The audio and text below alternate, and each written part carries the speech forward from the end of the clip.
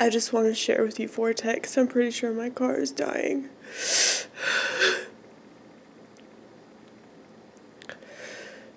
Because 3 of the engine lights came on at the same time when I was trying to drive her, and she just started shaking.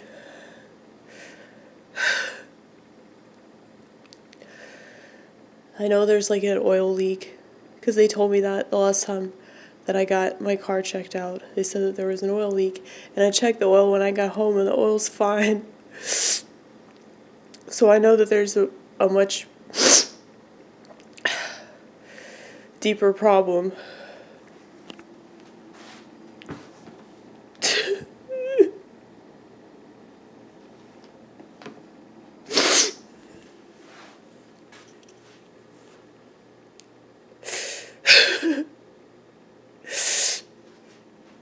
I know it probably seems silly that I'm crying about this, but I'm attached to that car because that car's my friend.